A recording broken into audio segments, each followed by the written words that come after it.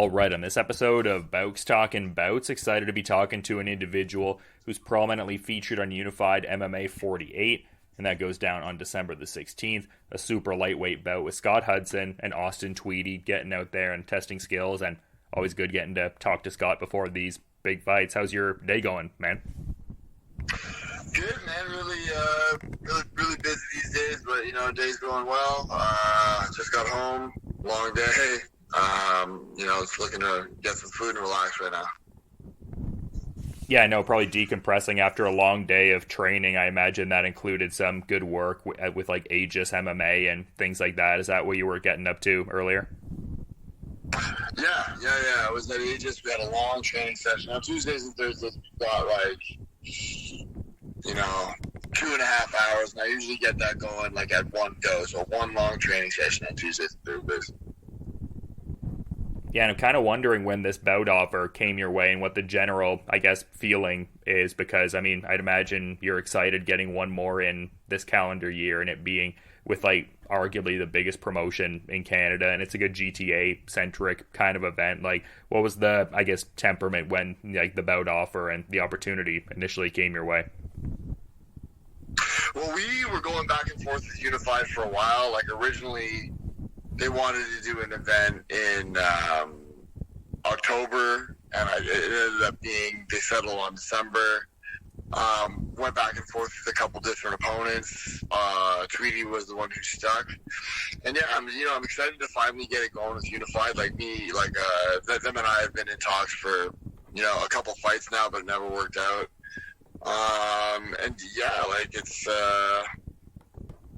It's good. I've known about Austin for a while. I think we were kind of matched up. We're tentatively matched up in the past, so I was familiar with him. And I think it's a perfect opponent. He's got a good record. He's a strong fighter, and I think stylistically it makes for a really good fight. Oh, so there was like some preliminary knowledge you were working with even before this particular bout announcement came. Like you said, it seemed like there was a couple times you guys were tentatively matched up. So I guess to that point, like, what does he really do well stylistically from what you've seen? So he has a lot of power. He's kind of like an aggressive fighter. He's he's really powerful in his wrestling. He's really powerful with his hands. And I think both of those things are to be respected with somebody like Austin, who has, the wins under his belt. He's got a good resume. That being said, I feel like I've fought this guy before. And I feel like I've got, more tools in the toolbox than he does. But the tools that he does have, he uses really well. Yeah, and this would be a big one for you, just in the sense that it would be like the 7th straight win. So it really seems like there's a lot of momentum heading into 2023 if you were to get the idealistic outcome. Yeah, yeah. So it'll be the longest streak. Well, I think I'm on right now, the longest streak of my career. I think I've won 5 before previously. So this is good for me. I don't really feel like there's a ton of pressure behind this fight, I guess. It's kind of hard to explain. Obviously I want to win and I expect to win, but to me, it's just another fight. It doesn't really matter. It doesn't really matter if it's the 7th, the 8th, the 9th, the 1st. You know what I mean? My goals are pretty much the same, regardless of that, to be honest with you. Yeah, well, you've always struck me as a guy that really has that sort of composure and that kind of temperament, and I feel like that probably lends itself well to the performances. Like, how much of a variable is that? And I guess also, like, where do you think that comes from, just that kind of temperament?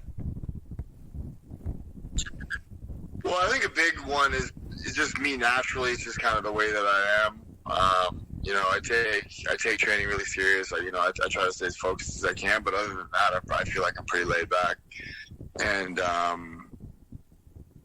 think the other part of that is experience. You know what I mean? I've been in this game a long time now, and I think that just with every fight that goes by, everything becomes a little easier. It's easier for me to manage my expectations. It's easier for other people to manage their expectations of me, because I think at this point you kind of I'm pretty much as advertised I think you've followed my career enough to know that, and hopefully the people who are going to tune in to watch me fight know that as well. Yeah, well, I would think that would be the case, just the familiarity with what you bring to the table, just with like the placement on the card and stuff like that. Like I was talking to like a couple guys actually, like Bobby Poulter and T-Shay Guthrow, and I mean, you can really, in my opinion, see like the fingerprints of Rob Vevers on a card like this. I mean, Unified's always put on really great, fights throughout the country and whatnot, but you can really tell there's that, I guess, localized, like specific knowledge of the Ontario scene on this card too. Oh yeah, like it's the card is really really good, and like for anybody listening to this who is maybe not familiar with everybody else on the card, like maybe me, maybe not, like there is some like heavy hitters on this card, and like even the guys on the bottom of the card, like not bottom but like on the lower part of the card, like Bobby and T-Shay are like so good. Those guys are literally such good fighters, it's ridiculous. And it's not going to be long before they're main eventing cards like this as well. The card is fantastic, and obviously you have, Shane Campbell as the main event, who we all have a ton of respect for as well. And I think that lots of good names and lots of like solid records on this card. Like it's not. There are no like big mismatches, and they really wanted to put on a showcase for their first event in Ontario. That's clearly obvious. It's a high level event. Really, it is. And like in mentioning Bobby, I mean, you guys have always gotten such great work with each other. It must be like a good vibe in the training room to both be trending towards your individual fights on this card there. Like I would think that would really benefit both of your, training efforts. I mean, you guys always get in that great work, but maybe it's like a cool thing to be like sharing spots on the same event and working towards like a common sort of goal. Yeah, like Bobby's my main training partner. Him and I do more rounds together than anybody else, at least on my end. And, we're friends, and I opened a new gym recently, and he's there coaching, doing his own thing as well. So, we spend a lot of time together. And yeah, he's ready. He's really, really pushed me to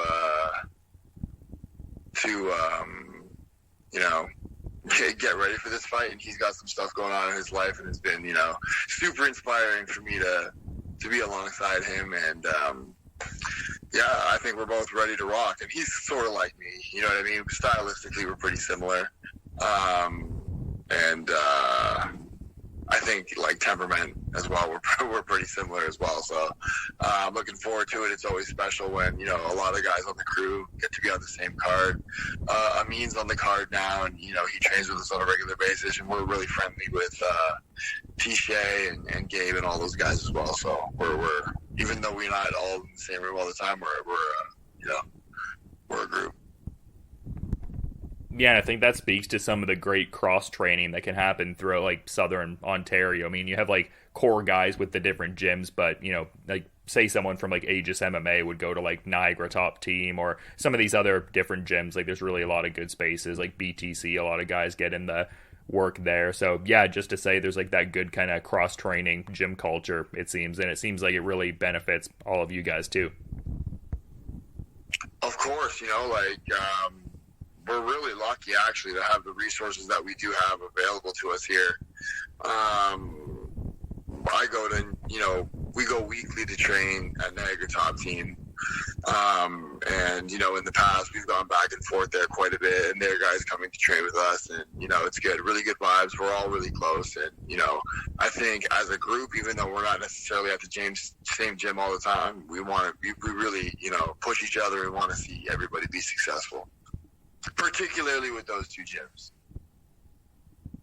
Yeah, I very much noticed that even from like an outsider kind of perspective, but you were talking about like your own gym and stuff like that, like the Combat Clinic, MMA, and just really seems like you're putting in a lot of work building that up. And as much as it's like a relatively newer kind of thing, like how's that whole experience been so far? It's good, but I've been like so busy. Like I spent the entire month of October like getting it ready to open up, and now we're open for business. We're running a full schedule. I'm coaching most of the classes. So like, I'm not even exaggerating when I say I've never worked harder in my life. Like, it's kind of unfortunate that well, not unfortunate, but I might be like slacking a little bit on the business end because I have to focus on the fight, but it is what it is. This is all good stuff. I'm happy to put in the work when it's something that I'm passionate about, and I think that the future is bright for both me and the gym itself. Or I shouldn't say we, but I'm really, really lucky to be in a position I'm in right now. It's a lot of work, but I asked for it. Yeah, well, I think it would lend itself well to like how you seem to like view the game. Like you seem like a very like analytical kind of guy, and like we were talking about the composure before too. I feel like that would lend itself well to really like teaching people at like a good measured kind of patient sort of pace there. So yeah, no, that's good to see that you're doing that, and it sounds like it's going well even despite like the hectic nature of the schedule. Mm. Yeah, no, it's going well, and I think with my experience now, I have a lot to offer my students, and I've been saying this about quite a lot lately, but at this point in my career, really the only thing that motivates me to compete is showing my students what's possible through hard work and discipline, and I honestly believe that. Yeah, and like it's probably like a good mix there of people who are like maybe just even looking to get in like a good base level of shape, but maybe like some prospective like new fighters who are looking to get out there and kind of do their thing. Is that kind of the case right now? Well, yes and no. Like at most of the gyms you go to train at, like 95% of the people who are there, 95 of the students, the members, 95% of them will never compete. You know what I mean? That's fine. Like if it's your first day ever walking into the gym, I understand it can be intimidating, but that's fine with me. You know what I mean? Like we have room. We're open to everybody. Like if you've never trained before, you've never even thrown a punch, you're welcome to come train. No matter what level of your physical fitness, no matter what your walk of life, no matter what your age. Like I think that's something that's beautiful about martial arts, and that's something that I really want to base my company around, to be honest with you. Like if we have fighters that are successful, that's great. That will be great. That will be gravy. But at the end of the day, I want to have a positive impact on my community and make sure that I have a place where people feel like they are part of the community and they're comfortable to train and share the love for something that I'm really passionate about. And at the end of the day, that's what it's all about for me. Yeah, well, I love hearing that, like, desire to want to curate such like a supportive kind of communal atmosphere. That's really awesome. But just like as we're kind of trending towards the end of the year, I know some people do stuff like this, maybe some people don't. But like, are you, I guess, starting to map out like specific like goals for 2023, things you would like to actualize either competitively or with the gym, etc.? Well, I mean, competitively, yeah. Like I'd like to get signed to a bigger organization, but I feel like every time we have this conversation, I win a fight and then nothing. I win a fight and then nothing. We do this over and over and over and over again. So I feel like we're on repeat. Like I can only control what I can control. You know what I mean? Like, I'm gonna go out there on the 16th. I'm gonna take this guy out and then let the chips fall where they may. Like, you know what I mean? I'm with a really, really good manager now who has all the connections that I need. And like I said, like we should have been there 3 fights ago. And obviously there's some things that get in the way of that with like the pandemic and travel restrictions and stuff like that kind of put a hold on that, not just for me, but a lot of other fighters as well who are high level in this country. But my goals don't change. Like I can't predict what's going to happen next year, but I got to just put my best foot forward. And like I said, at the end of the day, that's not necessarily what's motivating me right now. But that doesn't change my desire to go out there and take this guy out on the 16th. And then professionally with the business, yeah, obviously want to keep building my business up. And it's kind of bonkers that my vision for our gym has come together, and it's slowly happening. But I'm a patient guy, and it's all coming together. It really is.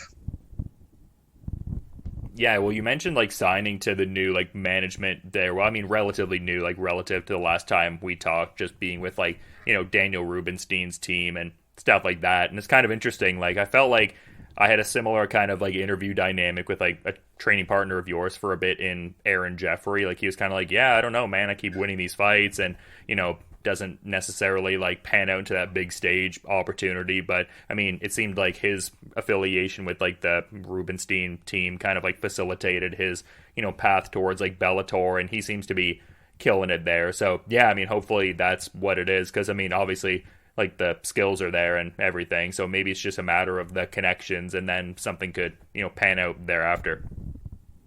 Yeah, like I honestly can't predict what's going to happen. Like, at the end of the day, too, I'm 35 years old. Like, I'm not sure how interested, the UFC would be in bringing me on, even if I do win a couple more fights. Like, it's I feel like if it was going to go that way, it would have already happened. So it's kind of hard for me to say. Like, there's not a lot of guys, and AJ's going to have this problem too, or AJ had this problem too, where there's not a lot of guys that aren't in these big promotions that are like high ranked guys that are going to put up like a strong fight. You know what I mean? So, it's like I said, I can only control what I can control. So yeah, I would love to like go here or go there, but at the end of the day, I want to test myself against high-level competition, the best that I can get, and I want to get paid. Yeah, for sure, and this will be a cool one, just with there being that, like, presumed, like, partisan presence, like a big amount of fanfare with it being, like, a GTA-centric kind of card. So, I mean, how do you feel about that? I would imagine that's, like, a cool facet of this whole thing, too. Sorry, say that again? Just this being like a GTA centric kind of fight card, I imagine a lot of Scott Hudson fans will be out there and making their voices heard. I imagine that's like exciting. Like, how do you feel about that? Oh no, it's great. Like, it's always a party whenever we're able to fight this close to home, and like, it's great. I love the support that I get. Honestly, like, I've been so busy that I haven't had a chance to like promote the fight as well as I would like to. But I think that Unified's got a pretty good handle on that. Like, they're really not asking a lot of me, so which is good. And yeah, it's good. But I mean, I'm going to show out there. There's lots of guys locally that have a ton of support here, and I think it's going to be a great event. Unified's really doing it right.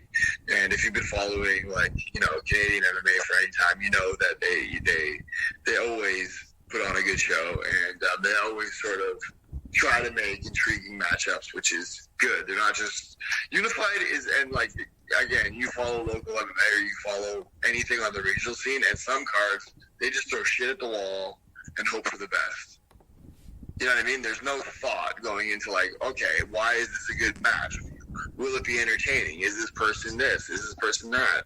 They're kind of just like, okay, we'll try to match these guys up and hope for the best. But I think Unified is really more thoughtful about how they put their cards together and how they sort of build their organization. Well, I mean, I don't think it's clear, to be honest. Yeah, well, it is, like, I mean, well articulated. It is that polished kind of methodical approach more so. And, I mean, speaks to the experience these guys have just being close to, like, 50 events at this point. And the growth is obviously there. I guess as, like, a last kind of parting question here, it just kind of came to my mind because earlier when we were talking, you mentioned Shane Campbell, and he's going to be in that super lightweight title fight there. I imagine you're not overlooking this fight, obviously, but if you were to get the outcome that I imagine you're looking for, like, would pursuing, like, a super lightweight championship be, like, that next logical step beyond this, or are you even thinking about, like, a quote-unquote next step, as it were? Yeah, maybe, like, again, that's fine. Like, all of that is great. Unified's offered me Shane Campbell before, and I said no because the money's not there. And, like, if you want to have like these high level fights, you got to put it on the table for us. And I know that, like, not just me, but there's been other guys around the country in the same boat that it's like, yeah, like, you're not going to put these, top tier fights together unless it's worth our while. And I know that's, people don't want to hear that shit, but at the end of the day, it's true.